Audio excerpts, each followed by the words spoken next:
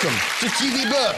Tony Robinson reveals a ruthless streak on Time Team. We had a vote and the team unanimously decided that the person who should die would be Rapture. Danielle bigs herself up on House Gift. I stand by the fact, though, that my urns look absolutely fantastic here. And old man turns to younger man on Natural World. A snake that has a reputation for biting tea pickers.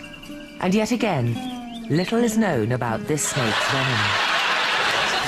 A farmer's life for me now, in which couples compete in various farming challenges to win a farm for a year. One week they had the job of relaunching mutton. Sue and Ian went for mutton's unique selling point, its age. Sculptor Ian and former hotel manager Sue are one of the few couples who seem to be on top of things. I've got to get my shoulders back. Their concept is to pair mutton with other things that improve with age, like wine, cheese, and even Sue herself. Well, 2 out of 3 ain't bad. This week, the teams had to sell their wares in a farmer's market, and Mike and Angela had the idea of a veg bowl. All you can cram into a bowl for £1. Mike and Angela's vegetable bowl offer may be an instant hit, but there's already a problem. I think that's your bowl. Is that it? There you go, thank you very much. Thank you. Customers are taking advantage. Well, don't you just fill up the bowl? Pretty much. Tell me when I think that's pretty about it. But thank you very much. Thanks very much. We have to do a little bit of portion control, I think, going forward, but... Fair usage policy. The bowls are being overfilled. Yeah, I went down there. It took me a while, but...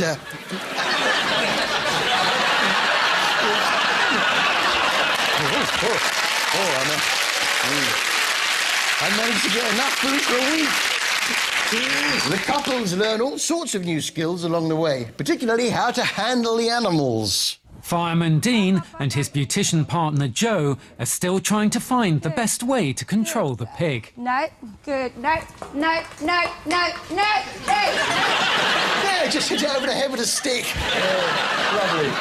One week they had to shear sheep, and Jane showed a real flair for handling the animals. That's it, Gareth. When working with nervous animals like sheep, all procedures should be performed as efficiently as possible to avoid causing the animal unnecessary stress. I've got to ride it in a minute. Yes, it is tricky, that. If you're not careful, you can end up riding the sheep. Let me just show you with this sheep. Come on, that's it. Come on up. Come on. Come on. There you go.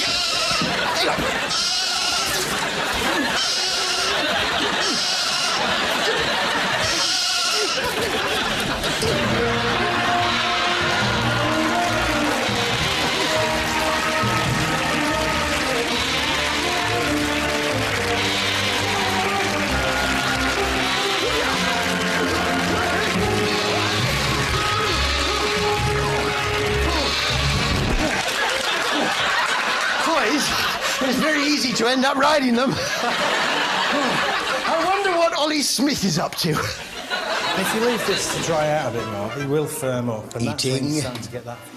Eating. Eating. Eating. Eating. Eating. Eating. Eating. Ideas here, but what I really Eating. Eating. Eating. He's even eating the flowers now. Yes, it's the Secret Supper Club, and this week Ollie turned his hungry tummy on human flesh. I've got a loaded shotgun in my hands.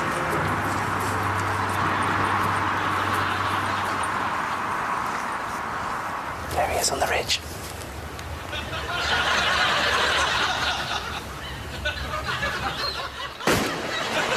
This whole Secret Supper Club has got completely out of hand, if you ask me. I say Secret Supper Club. That is right, isn't it, Ollie? I'm hosting a secret lunch. Secret lunch? It's called Secret Supper Club. It seems that every meal's a secret with him. Actually, I thought Ollie came up with a much better name for the show. It's time for Operation Donut. Operation Donut! I'd watch it. I don't know about you, but I get grime fighters mixed up with Through the Keyhole. Wow, this is a mess. Can Can't believe somebody's actually living a bike in here. And that, wow, that is a messy place. Who lives in a house like this? You can see that there's been some rodents around here, and it smells like it as well. So I wouldn't be cooking my dinner here. Let's see what's waiting for us upstairs. Gillian McKeith? I can't imagine somebody living in this kind of environment that really, really shocks you. And again, I couldn't imagine how somebody can get to this stage. Colonel Gaddafi? All right, I give up. Tell us, David. Here's whose house it is.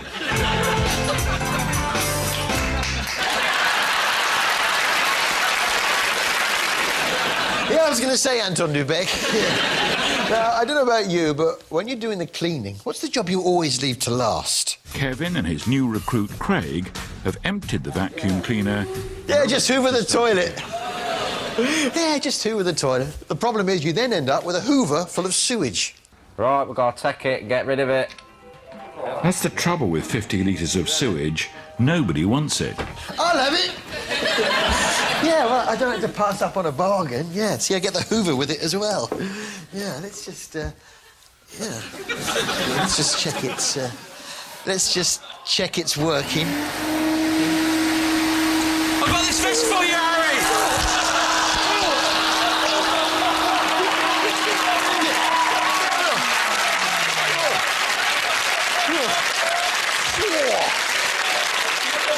Whatever! I'll have to boil that.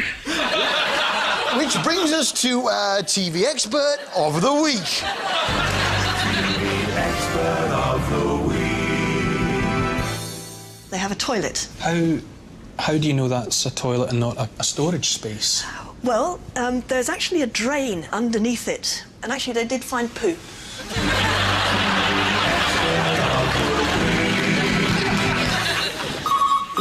Oh, hello?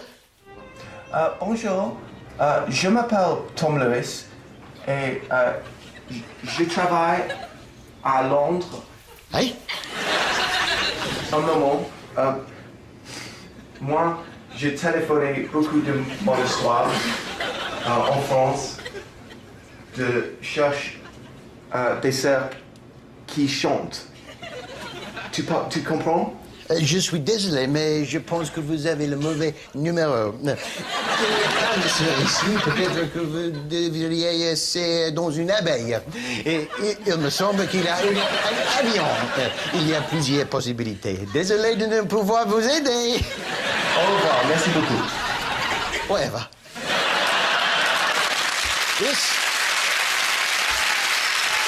This was Nuns Aloud, the story of Tom and Ollie from Decca Records' search for some singing nuns, which threw up more questions than it answered. I'm quite apprehensive because I haven't worked out how you deal with nuns. Treat 'em mean, keep 'em keen, isn't it, with nuns? The fact is, nuns are, on the whole, more interested in the religious aspect of being a nun than the singing. Do they miss the outside world? Sí, es que los cuatro han crecido anglicanos. Right. Y claro... En presentar a los hombres la vida de Dios. ¿Qué hizo los The honest answer is no, because God calls when he wants to, so the call can come at any age, virtually. Hello? Oh, hello, God, yeah. I'm just in the middle of something. Can I call you back? Actually, while you're on the line, what's happening with the Middle East? You're going to send Ross Kemp in there to sort it out? Fine. Okay, yeah. Love you. Love you lots. Their search took them to Kylemore Abbey, where they encountered the sad practice of keeping nuns in captivity. They spend much of their day in silent contemplation and communicate with the public through an iron grill. Yes, very sad. I don't know about you, but I believe nuns should be allowed to roam free. Apart from anything, most of the time when you take the kids to see the nuns, they don't do anything, or the cage looks empty because they're hiding behind a rock. The lads did manage to find some nuns in a sort of nun safari park. After a lot of careful negotiation, the sisters have finally agreed to help publicise the album by giving an interview and filming a promotional video. problem is, the nuns aren't allowed to leave the enclosure. Yeah, Nun World off the A3. Me and Heather went to that. In fact, I found some old video I took of my trip. Well, here we are at Nun World. Aren't we, Heather? Yeah. Yeah. This one, look! Oh, yeah. Yeah, well, they look different in real life, don't they? Oh, I think it's feeding or something. Oh, look, that's the Mother Superior. Yeah, you don't want to upset her. Oh, look, Harry, this one's friendly. No, you're not supposed to feed the nuns. You'll encourage the others. What? Nelly, what have you done? Nelly's went on the roof now. Oh, blimey, get your mobile out. I'll scare him off! No, don't get out! Don't get out of here! No!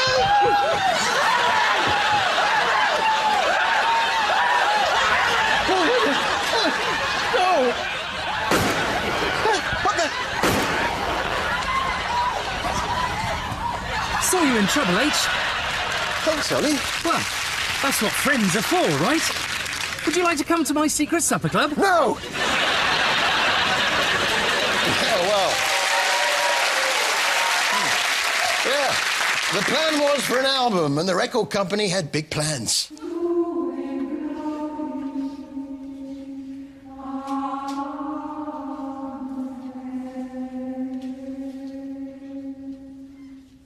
Come on. Lovely. Brilliant, isn't it? I mean, it sort of feels exactly what we were after. Do we really believe that the nuns can take that? No. I like the nuns, but then I might take that, but which is better? There's only one way to find out.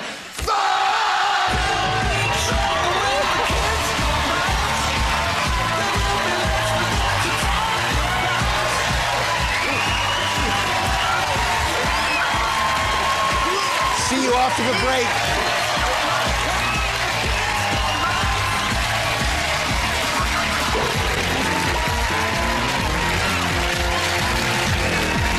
Welcome back to TV Burp. Happy Keys on EastEnders. Oh, yeah. Oh, I'll see you later. Effigy of Prince Charles turns up on Hidden Treasures of Australian Art. So this is a canoe plough that would have been attached. And on Faulks on Fiction, Sebastian Faulks reveals the nicknames he has for his private parts. Oofy Prosser, Gussie Finknottle, Catsmeat Potter Purbright, Chuffy Chuffnut, the Reverend Harold Stinker Pinker, Barney Fotheringay Phipps, Boko Fittleworth, Reginald Kipper Herring, Bingo Little, Stilton Chuffnell. Stilton Cheese, right? Yeah. Oddly, the nickname I use for mine is Sebastian Faulks. I wonder what Cold Feet star John Thompson's up to these days.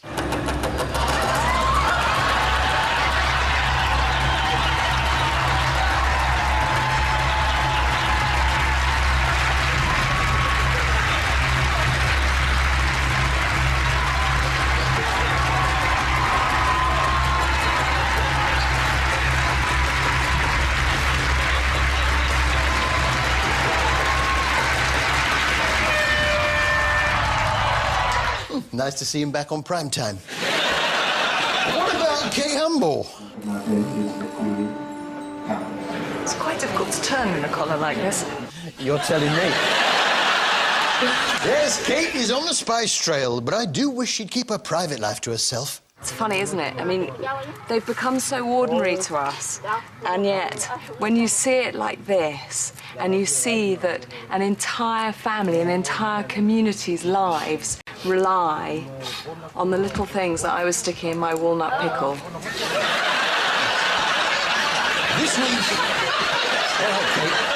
This week it was the turn of nutmeg and cloves, and first to a nutmeg plantation. Bappa Usman is a fifth-generation nutmeg farmer who has a large orchard of over 200 trees. That's a lot of nutmeg. Look at these trees. You see this nutmeg, many fruit, and this you see these flowers, and this you see this nutmeg, and everything fruits. Everything. There's nutmeg everywhere you look. Yeah, that's because you're in a nutmeg plantation of over 200 trees. Kate mucked in with the locals and joined in with the harvesting of the cloves. Aibom, capile, capile, pulo do daga. Aibom, capile, capile, pulo do daga.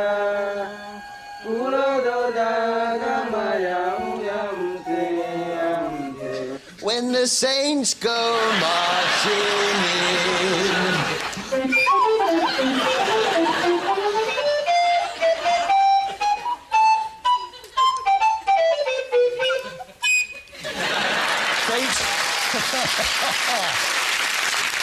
And so a feast was prepared of egg and rice, which was supposed to look volcanic, but it reminded me of something else. It looks like the volcano, doesn't it? Looks like the volcano out here, like this.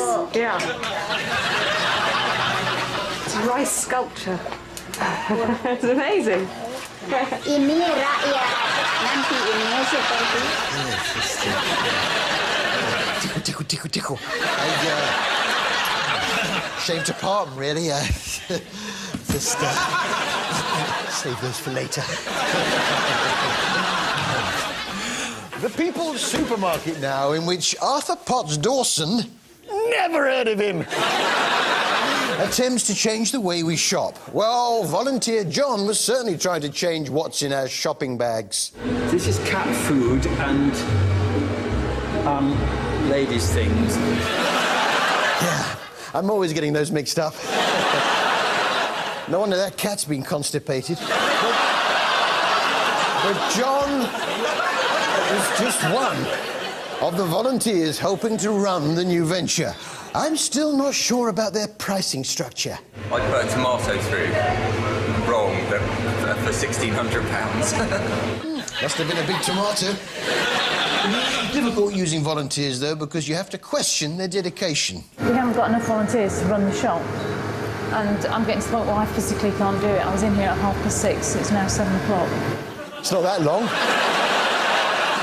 I mean, I've been here since 6:30, and when I finished here, I've got to go and pick my sister up from the airport. With no budget to promote the new supermarket, Arthur came up with an ingenious way of doing it on the cheap, with some paper arrows. Tomorrow, Arthur's holding a gala event to promote the People's Supermarket. And he's hoping that a trail of arrows starting at Sainsbury's could lure new customers to his shop. I don't know if the supermarket's quite fair, so I'm going a little bit guerrilla-style-y. Last year, Tesco spent nearly £105 million on advertising. Arthur's spending just £30 to promote the gala. Nice idea. There was one small problem with the scheme, though. I had 2 environmental officers from Camden come in, a couple of meanies, telling me just now that they followed some yellow arrows from Holborn Station to this shop. Now, it's going to cost you £2,500 for each arrow, and we've counted about 80 arrows so far. The good news is, on the way out, they bought 12 tomatoes at 1,600 quid each. What, I wonder, are the main advantages of living in sheltered accommodation? I mean, not many women in this village can say I've had a black man in here with no trousers on. Oh, dear. Most places you pay extra for that. This was When Teenage Meets Old Age on BBC Two, where teenagers are sent to look after pensioners in a retirement home. And teenager Jace had an idea to try and ramp up the social interaction in the home. A game. Up-de-doo, up-de-doo. Throw in. Do you guys like Keep Fit? Oh, you got a bigger ball? Oh.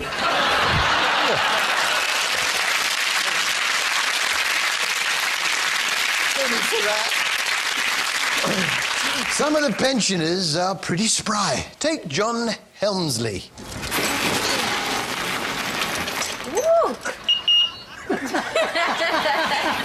Whoa, he souped up the engine on that, I think.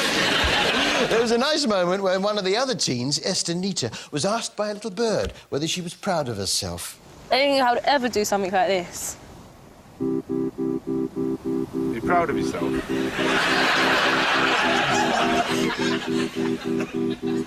Yeah, in a way, actually, I am. Less. Whether it changed people's preconceptions, I don't know. But what it did do is discover some possible acts for Britain's Got Talent. Closed off from love, I didn't need the pain. Once or twice was enough, and it was all in vain. Time starts to pass before you know what you're frozen. Maybe. And so to sing us out, it's Jace Johnny and the residents of Whiteley Retirement Village.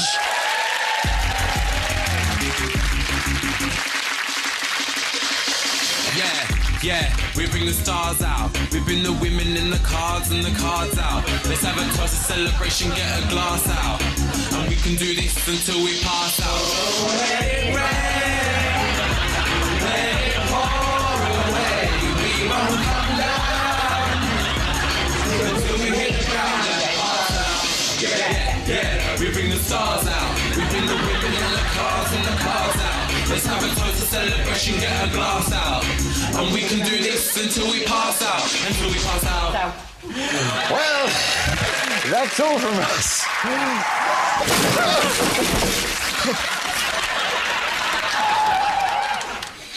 That's all from us. Good night.